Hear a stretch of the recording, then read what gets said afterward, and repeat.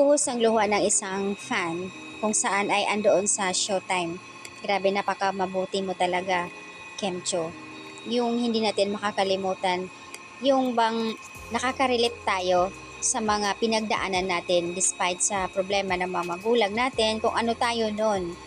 Ika nga sinasabi nila na kung tayo ay umangat din, huwag tayo makakalimot lumingon sa yung mga naghihirap, 'di ba? Nakakatuwa lang isipin na ito, hindi naman sa pagyayabang ni Kim na nagbigay ng 20,000, isa po siyang napakamabuting tao at nagbigay ng 20 para sa isang fan na ito ay naghihirap. Grabe ha, saludo kami sa iyo, Kim. Napakabait mo. Kapag galing ka talaga sa hirap, alam niyo yun, kapag galing ka talaga sa hirap, ramdam mo yung pakiramdam na nahirapan din tayo.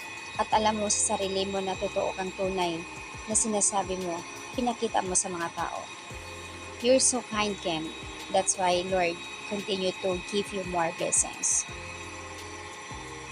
Yung kabutihan ng isang tao na talagang malaking impact yan para sa atin.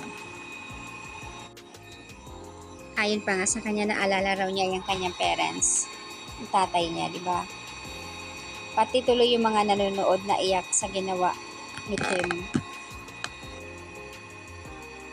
You have a big heart, Kemcho. That's why Paulo love you so much. Sana hindi ka magbago. Alam namin na kung gaano ka kabait sa mga tao.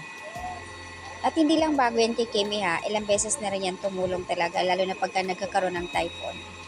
God bless you, Kimi.